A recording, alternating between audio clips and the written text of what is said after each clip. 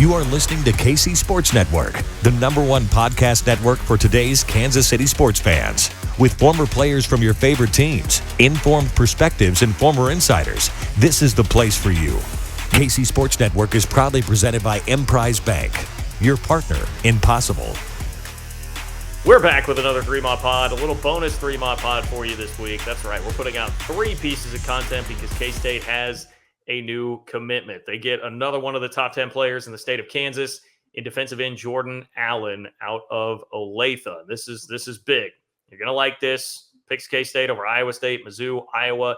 Even had a USC offer coming in late in the picture, was supposed to go visit USC. 6'3", 240, an edge from Olathe South. Exciting stuff as K-State continues to really, 1, take over the state and dominate in-state recruiting, but 2, just upgrade the level of talent that is coming in here into this program at the same time that we saw, especially on defense. Looks like the talent level has significantly upgraded on that side of the ball with what K-State put on the field against South Dakota. So we'll start by thanking Holiday Distillery, as always, bringing you the 3-Mod Pod.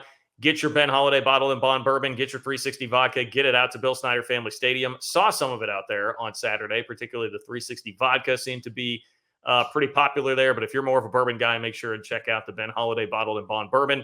Support those who support the podcast and support some K-Staters in doing that. So also rock your Charlie Hustle. I've got my Charlie Hustle tee on right now. If you're headed out to the stadium, get your Charlie Hustle gear on as you go. All right, so Jordan Allen, this is where we need Derek Young, covers recruiting like nobody else for On3. K-State's site now there, and DY, feel free to, you haven't really promoted that yet, but take the baton. $1 for a year. $1 for a year. Yeah, there you go. $1 for 1 year if you want to hop on with DY and company and K-State Online with now On3. Jordan Allen's a big get, and particularly considering the level of competition here, I think it's very exciting. Building the narrative that K-State has turned the corner on in-state recruiting is also an exciting part of this. There are just a number of pieces to the story on Jordan Allen committing that I think push a lot of momentum toward the direction that K-State's moving in right now. I would agree. The in-state angle is probably the storyline here that they continue to flush and do well with. And also, how about, it seems like any recruiting battle with Iowa State coming out on top, which was the complete opposite a year ago. So that's really flipped a 180, just the battles with Iowa State. They really probably beat Iowa State, and Missouri for Jordan Allen. You can make an argument, USC as well. Obviously, they did offer. He had an official visit scheduled to Los Angeles as well. That's not going to take place anymore. So without that visit, I kind of say Iowa State, and Missouri. But they did enough to at least deter the visit to sunny California, where Lincoln Riley calls home. That's another, almost a little bit of a weird oddity. All of a sudden, they beat Lincoln Riley a few times. Lincoln.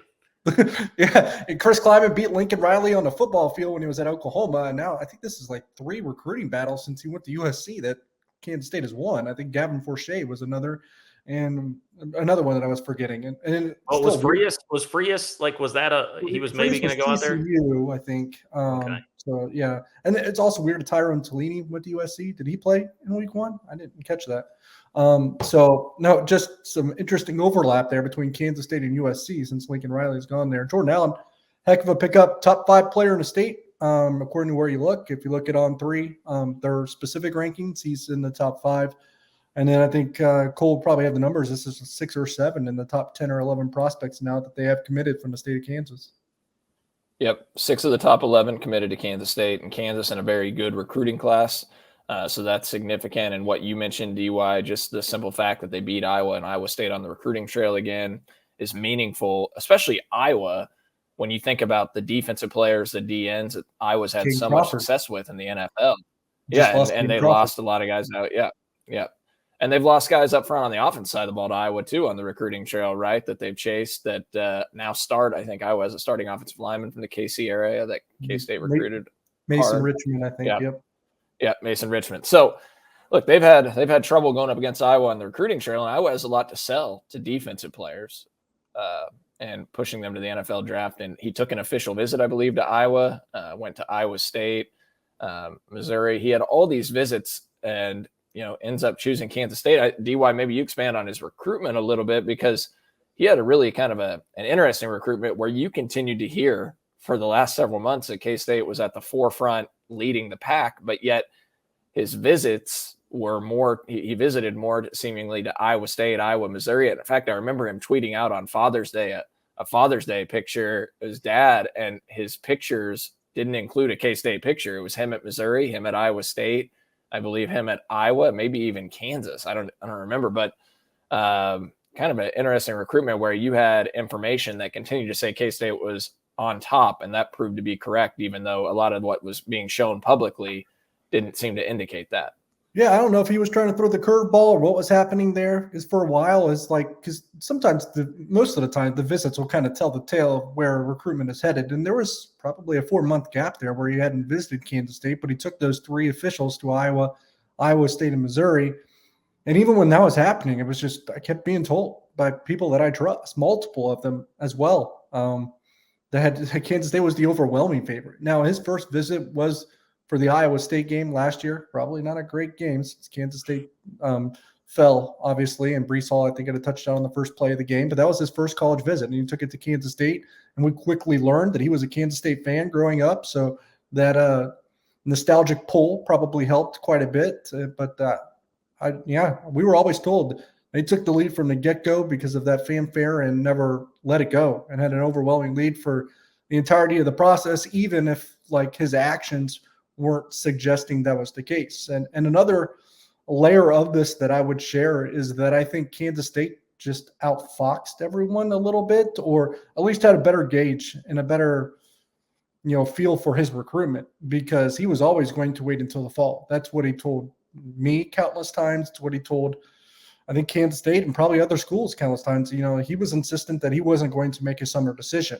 And that's why Kansas State waited for their official visit. They said, okay, if that's the case, don't take your official visit over the summer. Take it for a game in September or October. So he took it for the season opener and committed thereafter, while those other schools didn't have an official visit left because they used them in June. So just the strategy and approach to his recruitment, I think, helped the Wildcats quite a bit as well. So what is K-State getting in Jordan Allen as a player? What's the scouts view here on Allen on the D-line? He's more of a measurables guy right now, like a tester. Really good athlete, really good size, really good frame. Yeah. So along the lines, stylistically, I'm trying to think of a guy where he's going to play like, what he's going to look like.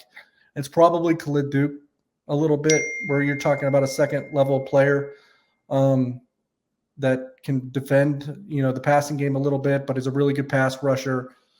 A little bit of positional versatility. I'm not saying that he's a tweener, but he can line up on the edge and rush the passer, but he can play that same linebacker position a little bit the same way that Khalid Duke would. So I think stylistically, that's probably what you're looking at. But he is more freak athlete than football player right now. He's more of a trait guy. You look for the traits that really would make a good football player a good football player. He's got all those: frame, size, burst, explosion. He just doesn't have the tape of a good football player yet. So they got to turn him into a good football player, but he has the traits to do it. Well, John, that's my neck of the woods, Olathe South. I live in the suburbs of the South, and so I'll be sure to give you my expert scouting report when I go out on Friday nights. I think DY is going to have me go out and have this handle the scout probably for him. Yeah, he fully trusts me. Yeah. So, well, look, I do too.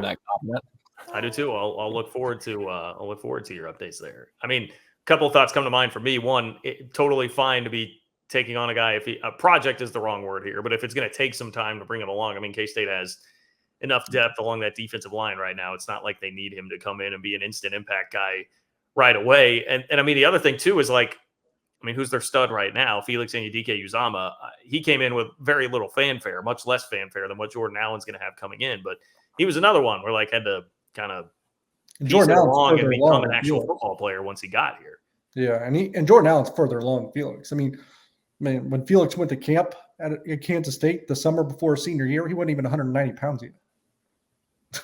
Yeah. And Jordan Allen's sitting at 240, right? So, I mean, physically, it's a complete difference. And look, I think Kansas State's going to be able to sell DNs well on the recruiting trail with what they've done with Felix and now Nate Matlack coming on as well. I mean, they're going to be able to sell that to recruits. Buddy Wyatt's done a nice job with the DN group at Kansas State. So, and what is this, DY? Is this their third DN commit now in the class or second? Yeah, he'll add Akiti Obiezer. I don't know if I'm butchering that. I know it's Keedy, but I don't know if it's Obiezer or Obiazor or whatever that is. But he also has positional versatility. I'm not saying that guy like Keedy will absolutely be a DN either. He could be a D tackle. He could be an offensive tackle. He's just, a freak 6'5", 6'6" kid, right, with a big frame, and they'll just see where his body takes him. And then Ryan Davis, who I anticipate staying at defensive end. He's a 3-star DN from Arizona that they added over the summer. So technically, yeah, he would be the third. Another interesting trend here. We're talking about these defensive ends, right? Felix, the really good ones, right? Felix, Kansas City. Hey, Matlack, Kansas City. Jordan Allen, Kansas City. You don't have to go far to find a good edge rusher. Yeah, love it. K-State getting after it in the KC Metro and in-state. And we also got some good news if you are a subscriber to K-State Online on On3. Once again, as DY said, $1 for a year right now. You read a really nice piece. I believe it was Drew, right, that handled this. Drew Galloway on Avery Johnson, who is a K-State commit, but I was getting hit with questions, so I'm sure you guys were too. It was maybe like 3 weeks ago that buzz started to turn around. Like a Notre Dame message board was saying they felt like they had the inside track on Avery Johnson, and maybe he was going to flip. And so people start to get uneasy, especially after everything that happened with Dylan Edwards with the same school. You've already lost Joe Otting to Notre Dame. Well, Avery Johnson totally balled out, just completely crushed Topeka High. I believe they were up 59-0 at halftime and looked great. Great deep ball, a really nice highlight of him running for a touchdown as well. And then he had this quote after the game to Drew. He said, reaching out to me recently was Florida State and Notre Dame. Ole Miss kind of reached out, but I'm not too sure on any of those schools. I kind of made my decision, and I'm going to stick with it. I'm pretty sure everybody kind of knows that. I said I'm locked in, and I'm a man of my word. I'm really excited for K-State and what the future holds. So Avery Johnson, there's a lot more to read about the story too, where he said, I'm not somebody that needs to be like babysat. You don't have to check in with me and tell me you love me every single day. I understand Coach Klein's in season. I'm in season. The kind of article I think that is very refreshing for K-State right now to hear, not only on the, hey, Avery Johnson remains committed front, but also just after the trauma that we've all gone through with Dylan Edwards. Avery Johnson seems to be very much the opposite of that.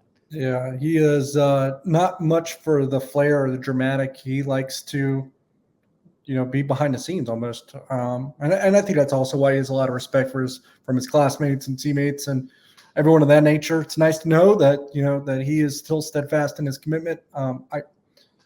He's done a lot of, and it's not even for NIL. It's been free. A lot of autograph sessions at various places for Kansas State fans too. I think he understands kind of the folklore that he's going to be able to grab, especially if he produces at Kansas State amongst that fan base and staying home. And he's embracing that, and I think he's all about that. That one's not going to come back around and go the wrong way. I just don't see that happening, especially when you come out with the quote. I mean, he doesn't back away from it.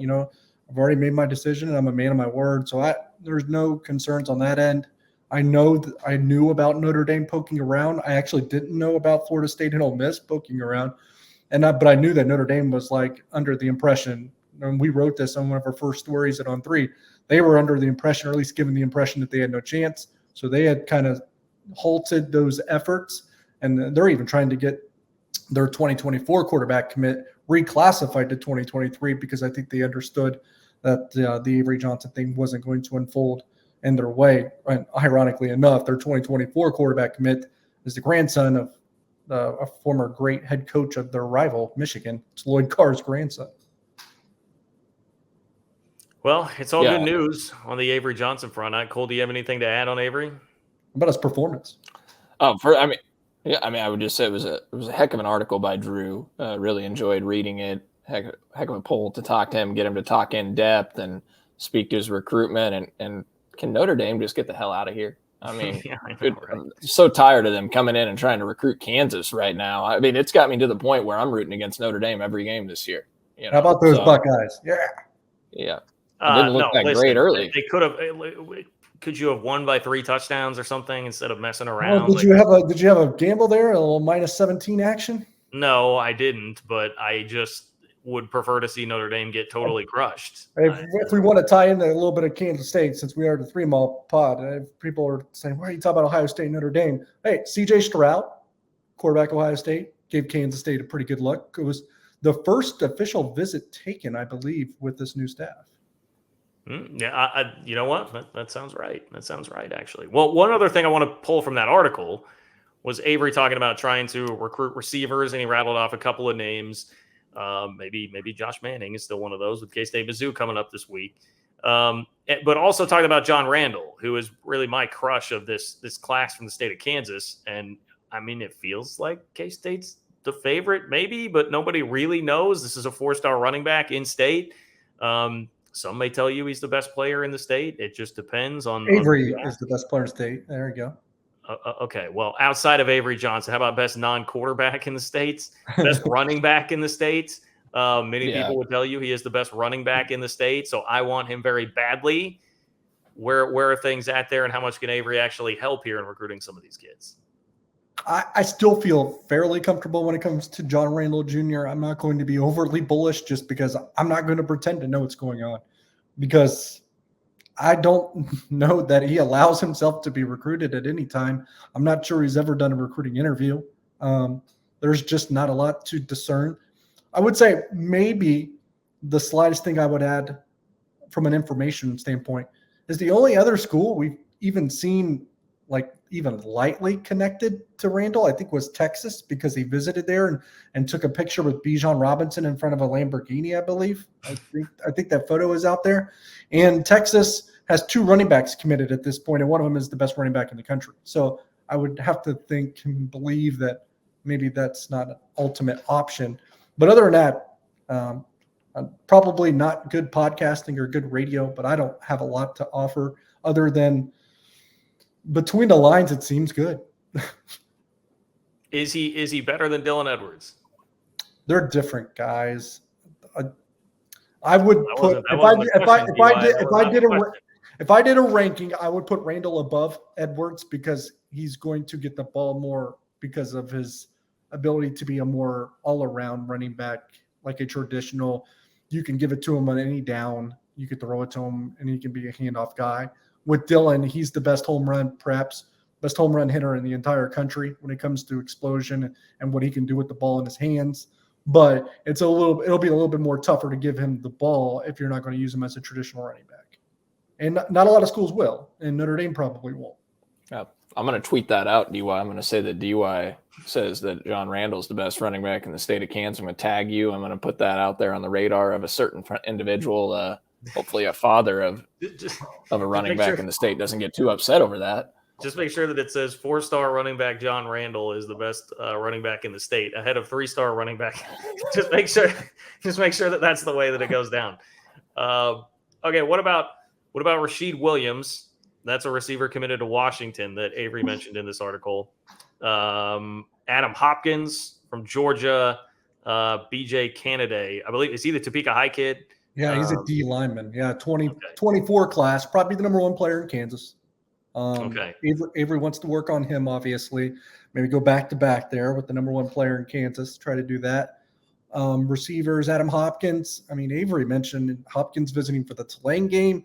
I think 247 had a story that said he was coming November 5th. I haven't spoken to him, so I couldn't tell you which one it is. I know what we wrote is what Avery told us, which is the Tulane game. I don't know if that's the case. I know Avery will probably be at just about every game. And then Rasheed Blaine's in California, committed to Washington. Maybe a little bit of a pipe dream. I don't know. Avery seemed confident, but in terms of additional inside information, don't have a ton to share. What I will say, and I know they need more, is Andre Davis is a heck of a player, and people can't forget that he's already committed. That is good. I like that, but it's like I want an elite receiver to go with. I think he is elite, in my opinion. Okay. Well, I don't mean to say I shouldn't have framed it that way. His dad played for the Chiefs. You watch your well, look, I don't watch recruiting film, so I don't know what I'm talking about there. I know what Derek tells me. I know what I read. I've not watched Andre Davis film, so don't take that the wrong way in any way, shape, or form. But big receiver with ball skills.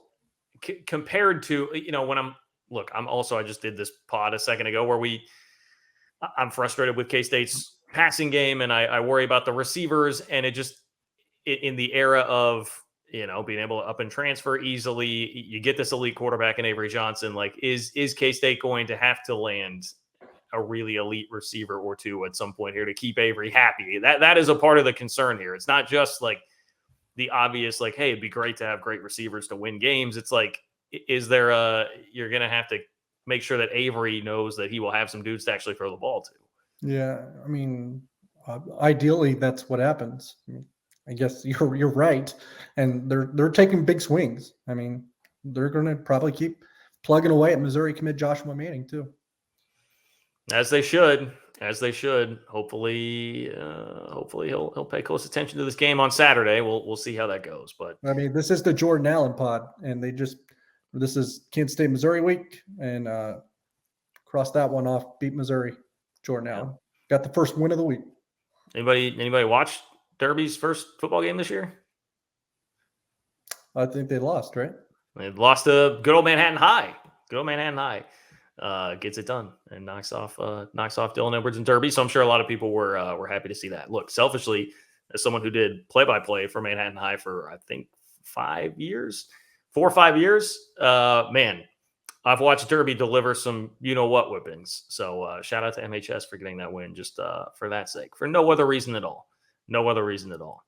All right, it's going to wrap it up for us here on the recruiting extra breaking news pod as K-State gets the commitment of Jordan Allen, in-state prospect. They now have 6 of the top 11 committed in-state in this 2023 class. Another huge step in the right direction, still in pursuit of John Randall, so this could be even better by the time it's over and all said and done. Keep it locked to us here on 3 We'll get you up to date, but also definitely check out On 3. DY K-State Online now has moved to On 3 as of September 1st. You can get it for $1 for a year. Would highly recommend it if you want these updates on the reg as well. Thanks to Tucker Franklin behind the scenes. Appreciate Derek Young and Cole Manbeck as always. I am John Kurtz. Thanks for listening to 3 We'll be back at it later this week with the pod previewing the Missouri game coming up on Saturday.